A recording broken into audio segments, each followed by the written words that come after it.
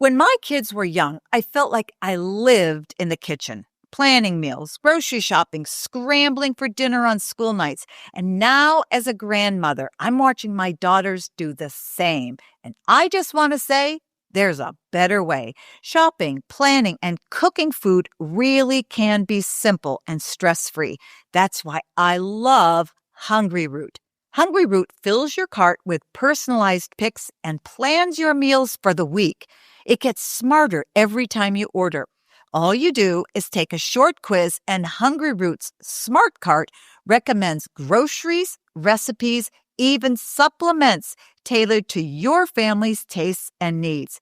It's been such a time saver for me. I've gotten high-protein meals I actually look forward to, and the snacks for my grandkids, a huge win. They even help with lunchbox packing. And here's the best part. You'll get 40% off your first box plus a free item in every box for life. Go to hungryroot.com/Dr. Meg and use code Dr. Meg. That's hungryroot.com/Dr. Meg, code Dr. Meg, to get 40% off your first box and a free item of your choice for life. I earned my degree online at Arizona State University. I chose to get my degree at ASU because I knew that I'd get a quality education, they were recognized for excellence, and that I would be prepared for the workforce upon graduating. To be associated with ASU, both as a student and alum, it makes me extremely proud, and having experienced the program, I know now that I'm set up for success. Learn more at asuonline.asu.edu. Pornography is easier for kids to access today than ever before. Studies show the average age of first exposure, listen up parents, is as young as 9 or 10. It's no wonder so many parents feel overwhelmed or unsure how to handle it, especially with so much hypersexualized content just a click away. Joining us today is Parker Hymas, Director of Public Outreach at Fight the New Drug, a nonprofit working to educate people about the harmful effects of pornography. This is Parenting Great Kids with Dr. Meg Meeker. Parker, thanks so much for joining me. Yeah, thanks for having us. We appreciate it. Tough topic. And it's one of those topics that parents just sort of want to turn their face away, because every once in a while talk to parents about, pornography being at their kids' fingertips, particularly if they're walking around with a cell phone in their hands and they think, oh, no, my son or my daughter would never do that. They're a good kid. Let's talk about the digital minefield. Now, we know that kids are getting exposed to porn younger and younger. And I often tell parents of those good kids, which all parents say, and they are good kids, kids don't have to go looking for it. Sometimes it just jumps in them. So what are the most common ways kids are seeing pornography? Yeah, absolutely. So a couple great things you've already mentioned, right? One of which is that just because your child's been exposed to or consumed pornography doesn't make them a bad kid, right? Like, it's an unhealthy decision. We want kids to make healthier decisions, to participate in healthier behaviors, but it doesn't make them a bad kid. And by and large, the vast majority of kids today will at some point be exposed to pornography, like you said. Now, how are kids often exposed? Friends, social media, the internet, all of those things, right? Those are probably the three key ways that kids are exposed. Someone shows them pornography, something pops up, or they seek it out on their own, or social media. Social media is one of the biggest places that people end up seeking out pornography. And it's not necessarily that they're seeing the same, they're seeing content, I guess I should say, that often will lead them down a rabbit hole to seek out pornography online.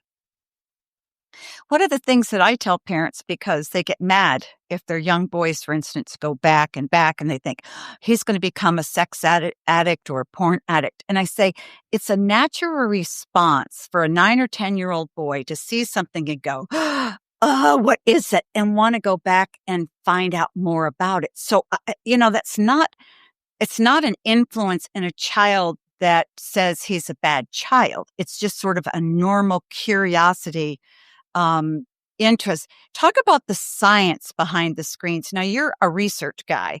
What does science tell us about pornography and how it affects the developing brains in kids? Yeah, great questions. So, Fight the Drug, we're a research aggregate. So, we take research coming out of major respected academic institutions. We try to make that understandable, digestible, and accessible for everyday people, especially young people.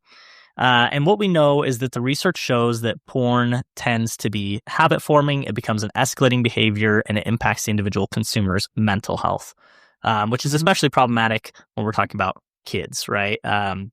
Kids already, many young people today are struggling with their mental health. Pornography is only going to worsen those issues. And then, of course, when children's brains are still developing, having something that's habit forming or can be an escalating behavior can be even more problematic for young people than it is for an adult because of the fact that their prefrontal cortex isn't fully developed yet. Mm-hmm. I've seen studies on the impact of social media and video games on the rewiring of kids' brains, the sort of neural mapping. And they show that there are changes with repeated exposure to, violence. Does the same kind of thing happen with pornography, where if you look at it over and over and over, you actually get brain changes of the neural pathways in there? Yeah, so that's kind of what we're referring to when we're talking about how something can be habit forming, right? So over time, people that consume pornography, it weakens the ability for the prefrontal cortex to put the brakes on the desire to consume more porn. And so because of that, the reward system begins to kind of run unchecked. So people need more porn more frequently, more extreme forms of content. And that's where we start to see issues in their real life, right? That impacts their everyday life. If people need more porn more frequently, more extreme forms of content, not only are they seeking out and engaging in more risky behaviors, but they're spending their time focusing on when is the next time that I can consume pornography, and that in turn impacts mental health, right? We know individuals that consume porn have poor mental health, lower self-esteem, poor body image, less fulfilling relationships, and ultimately they report more loneliness than those who don't consume pornography. And that's especially problematic because many people think that consuming porn will help them feel better, but in the long run, it actually only further complicates issues surrounding the consumer's mental health. Now, I know that pornography isn't just prevalent in kids' lives and exposure, but I know that it's a huge problem for adult men. And, if you have a father who is looking at a lot of porn, I mean, his kids don't know it, and his 12, 13, 14-year-old son comes along and starts looking at porn, is he more likely to say, oh, it's no big deal, keep going at it? I mean, what do you do, in other words, if the parents or one of the parents says it's really not a big deal? Are they more likely or less likely to help their kids stay away from it? You may not know. I'm just sort of poking at you here. No, that's a great question. I don't know of any research specific to that, kind of niche area, but that is a problem. We seek to educate all people because many people have never even considered that porn might be harmful, but especially young people growing up today, many of them have never even considered that porn might be harmful. It's not even something that has occurred to them, right? In the same way that many people turn on a light switch, they don't know how electricity is produced, how it gets to your home, how it even works. It literally sounds like magic. If you were 150 years ago and you told someone that you could move this thing up or down and it would produce or not produce light, they'd be like, that's an insane thing to say, right? And I think that's many young people's experience with pornography. No one talks to them about it.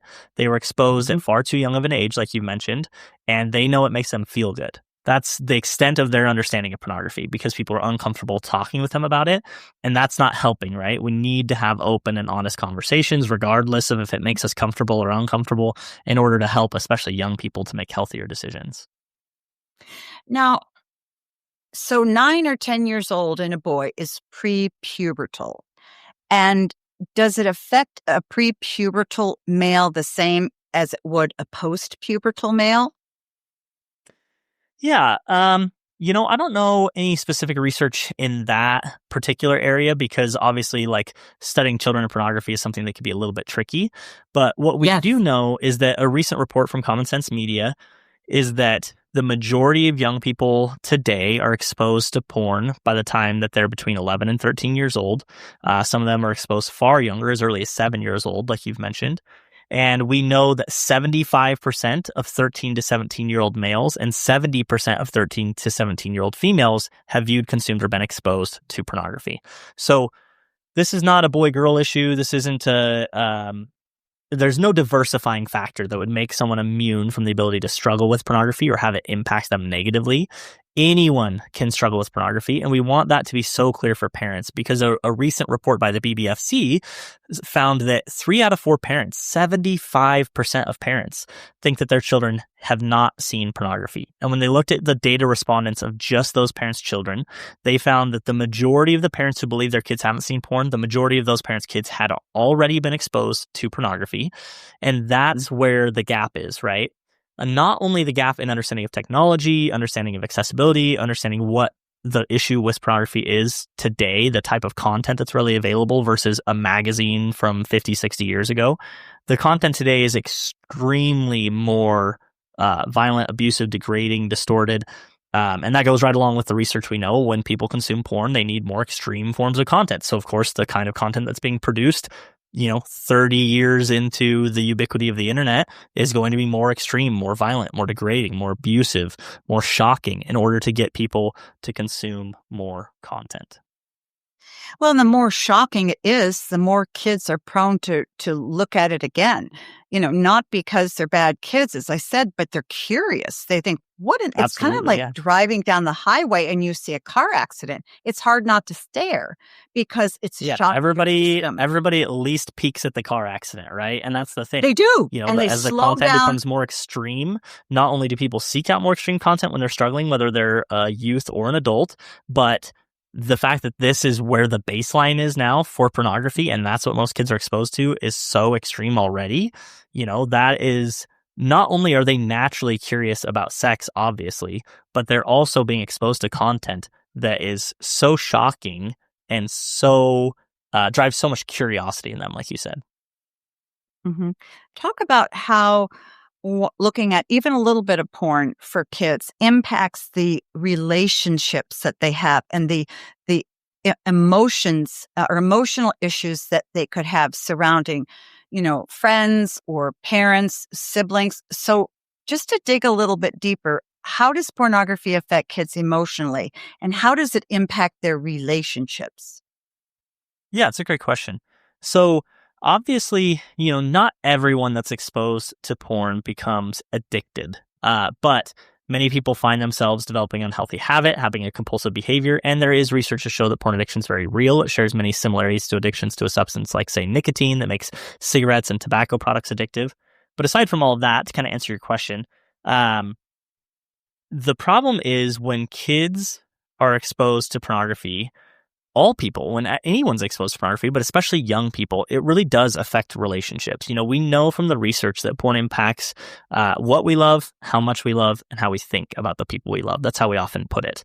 And that's because research shows that pornography, many researchers believe it to be a supernormal stimulus, meaning that the content that kids are exposed to or that adults are exposed to, it in the brain, it becomes so intriguing that people often end up seeking out pornography instead of real life partners and relationships. Additionally, we know that individuals that seek out pornography, we know that they're more likely to have lower satisfaction in a relationship, a greater likelihood of cheating, all of these issues in relationships. And, a lot of the research on how pornography impacts relationships does directly point to how porn impacts romantic relationships. But there's more research being done all the time to show that it impacts all types of meaningful connections. And we know that people withdraw when they consume pornography. They often withdraw. They spend more time alone. They can struggle with mental health issues like we talked about. And that impacts young people's relationship with their friends or their parents or their siblings, right? Because they're withdrawing, they're consuming pornography, they're spending time alone, not spending time with real people in real life. Mm-hmm. So it's really going to impact all of your relationships.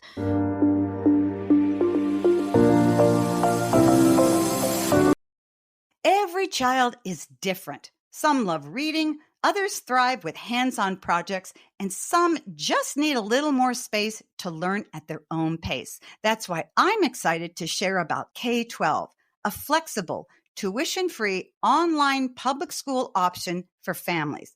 K-12 powered schools serve students from kindergarten through 12th grade with accredited interactive learning. Their curriculum adapts to your child's learning style and pace, and all their teachers are state certified and trained in virtual education. And it's not just sitting at a screen all day. K-12 blends interactive lessons, tech, hands-on learning, and even offers field trips, extracurriculars, and social activities. You really can have flexibility and community all in one place. It's about giving your child the tools they need to succeed, not just in school, but in life.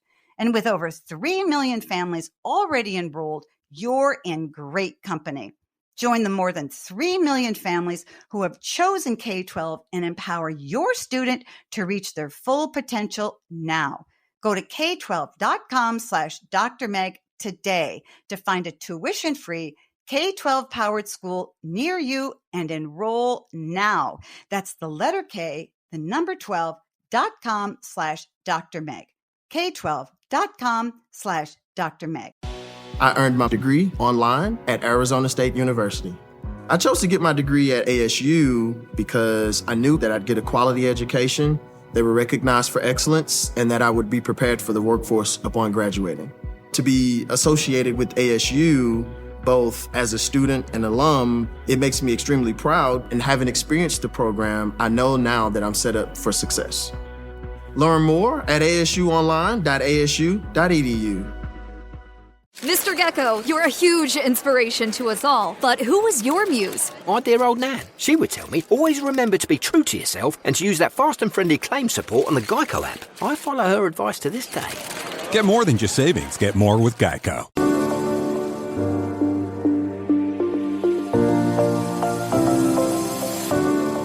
Crazy dumb question, but I'm thinking of all the parents out there thinking, is there anything of benefit to pornography?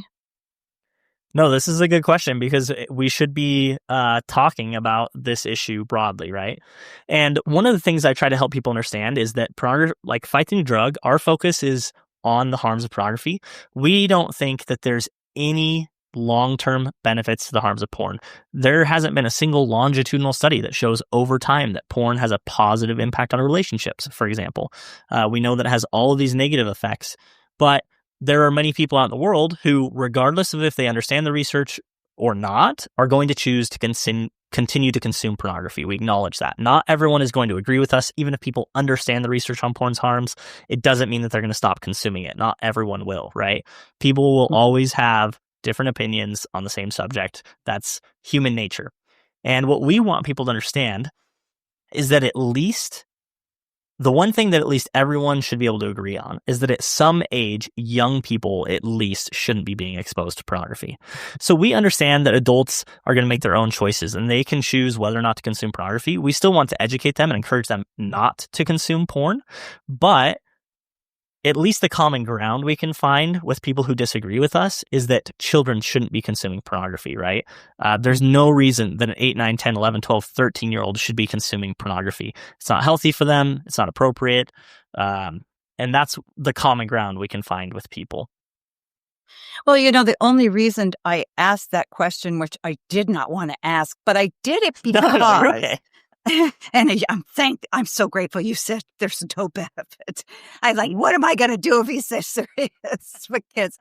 And I'm like, but anyway, but here's why I ask it, because I think there are a lot of younger adults out there, millennials, who will say, oh, what's the big deal? It adds an extra dimension to our marriage.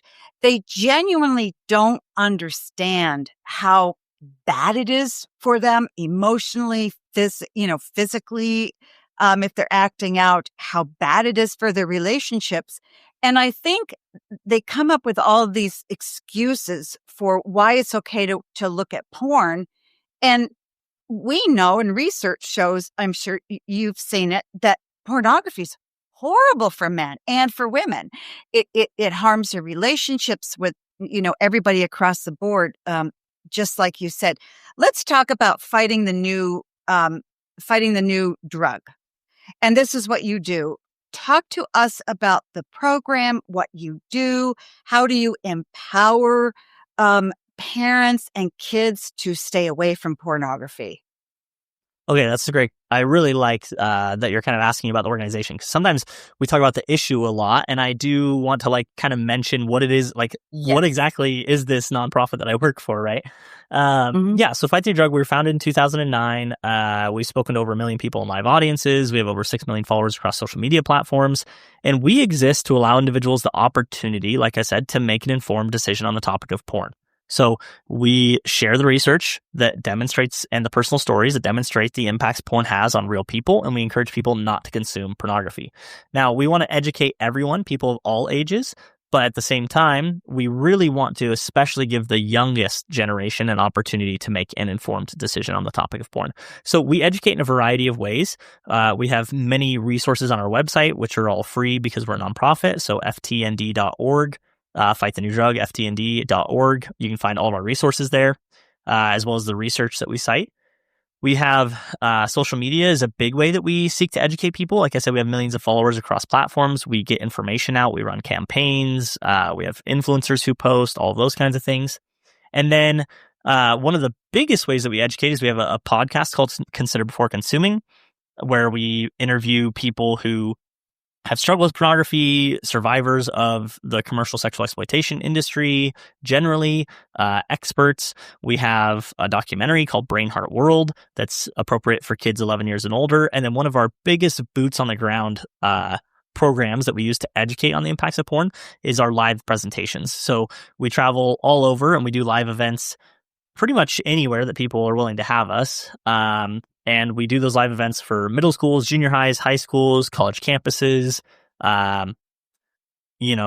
community nights, parent nights, church groups, advocacy groups, nonprofits, and we'll speak and have huge audiences where we talk about the impacts of porn, we talk about the research, and we talk about the resources, like what can we do about this issue. So, if there's someone listening to this right now that you're thinking, oh, this is great, I want to get involved, one of the best things that you can do is figure out, okay, how can I get a live event in my area? Because post-COVID, one of the best ways to educate people on a topic is to have a live event, to talk to people face-to-face in a live event setting and help get them resources, talk about the issue, raise awareness, educate people. And live events are one of the best ways that we can do that. So if someone's listening, they want to get involved, they like what we're talking about, call an old high school principal, see if they'd have us come to the school, talk to your kids' school leadership or school counselor or principal or whoever it might be, right? Talk to a pastor, talk to a community group, and figure out how we can come to your community and talk about this issue in person with your community to raise awareness, to give parents resources, and kind of cover all of the things that we want to be able to do in an event like that. And I would encourage parents out there, even if their kids are not looking at porn, and even if they think, it's really not an issue, so I don't have to struggle with this. Get your group in their school now as a preventative thing, because education and awareness in parents is so important. And I think it's easier, you're more open to consuming information that's hard to consume if you haven't been traumatized in your family by it. And so I think it's a really, really important preventative measure. Now, the other thing too, I just wanted to say, so many times we talk about problems and, sexual activity in little kids and drugs and so forth. And it's so discouraging for parents because we think, well, we don't really have an answer to it, but we have an answer here. And I really want to drive that home to parents, because most kids, what's the percentage of kids that you say have seen pornography by the time they're 17? It's quite high, isn't it? Yeah. So in the 13 to 17-year-old age range, that Common Sense Media reported that 75% of males and 70% of females had already been exposed to pornography. Now, if you were to lean that out, just looking at, the 17 and 18-year-olds, for sure it would be higher. Generally in the US, I believe, if I remember right, it's about a little over 91% of adult males and I want to say high 60% adult females report having consumed pornography just in the last 30 days. So 91%, a little over 91% of adult males in the U.S. and a little over 60% of adult females in the U.S. report just in the last 30 days having consumed pornography.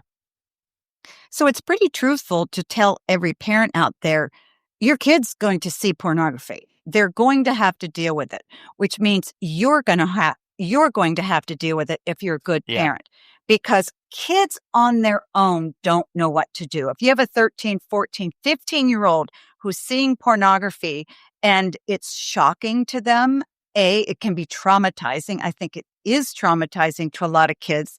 And the kids don't know what to do, but the parents need to know what to do, need to know how to talk to their kids, because pornography is going to come into your kids' lives via their screens.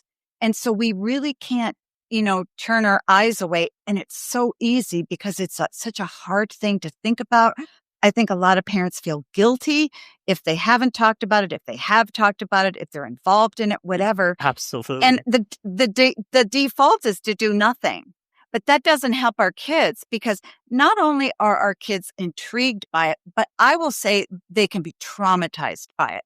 And if they're exposed to it at any age, I'll be honest, and I'm an old person, if I saw some of the stuff they're seeing, I would be traumatized. I'd have to have somebody untangle the mess in my head, because we're not talking about looking at a Playboy, centerfold. We're talking about active, bizarre acts in pornography. Extreme violent content. Extreme violence and what it does to girls, what it does to boys, what it does to the brother of a sister, how he perceives his sister has changed, how he perceives his mother, how a mother sees her son. I mean, it really, really, really messes with kids and adults' heads. So there is recovery and there is hope. I want to take the last couple minutes to give you time to to recap our conversation. And I really need you to tell parents again where they can find you and where they should start, whether they think their kid has seen pornography or not. Yeah. This is going to be my super fast answer to kind of all of those things. Parents want a quick solution, right? We want to be able to solve this problem, to nip it in the bud. And that's a great attitude to have. Let's definitely nip this in the bud. But we need to understand that this is a complex issue at the same time, and that it requires a lot of work. If you had been out of a job for 3 months and you had paid the mortgage for 2 months and you had a job interview for a job that would allow you to provide for your family, as a parent, you would do just about anything to be prepared for that interview, right? We'd have a binder with all of our past work at past employers. We'd have a wonderful resume. We'd know everything about the company. We'd be practiced answering questions. We'd have questions ourselves to ask. But unfortunately, parents aren't always that prepared when it comes to having complex conversations with their kids. And the solution to this issue really is conversations. There are wonderful tools and resources on our website and affiliate partners and all of these great things. There's great technology, but at the end of the day, the solution really comes down to having open and honest conversations with our children. Now, you mentioned parents are a little bit hesitant about that, right? Sometimes they feel like they're robbing them of their innocence. Sometimes they feel like it's this, that, or it's too late, or it's too early. Well, there's never going to be a right time. The best time to plant a tree was 20 years ago. And I promise you that there is an age-appropriate way to have this conversation right now, today, with a child of any age. This isn't hey, when's the right time to have this conversation? I don't know. But let's ask a different question. How can I appropriately have this conversation today, regardless of the child's age? So if this is a 3-year-old, I have a 4-year-old. How am I going to talk to him about porn? Well, I'm not going to tell him that pornography exists and describe it to him, right? I'm going to say, hey, if you're looking over someone's shoulder and they're on their phone and you see something you don't know what it is, come talk to mom and dad. You're not in trouble, but we need to talk about it. If you are on a device somewhere and something pops up, if there's a commercial and something pops up, or whatever it might be, right? Then just come talk to mom and dad. We're just setting an expectation that we're open and honest with each other, that we're going to have conversations, and then that conversation evolves. That is definitely not how I'm talking about it if I had a 17-year-old, right? Or an 11-year-old, right? And we know the rates of exposure. We know the ages. That gives you a really good idea of when to start really advancing this conversation. But how can we talk about it now, today? Now, as far as resources, we have many resources for you. Go to ftnd.org/parents. You can find all of the best resources for parents right there, easily accessible. So ftnd.org/parents. And then, of course, you can check us out anywhere on social media, Fight the New Drug, on all of the platforms. So. My guest has been Parker Hymas. He's the Director of Public Outreach at Fight the New Drug. It's a nonprofit working to educate people of all ages about the problem of pornography. Parents, if you have a 3-year-old, a 10-year-old, an 18-year-old, please, please, please go to ftnd.org/parents and learn what you can do to help your kids, because this is a real problem. It doesn't look like it's going to go away very soon, and it can have a huge impact on kids emotionally and mentally. And our job is to help you, parents, raise your kids the best way that you can. Parker, thanks so much for joining me today. Yeah, thanks for having us. This is great. Kids are being exposed to porn as early as age 9, and most parents don't know until it's too late. That's why Dr. Meg Meeker is breaking it all down in a free live event. How to talk to your kids about porn. Join us on Thursday, September 25th at 7:30 p.m. Eastern. Parenting is hard, but you don't have to do it alone. Save your seat now. Space is limited.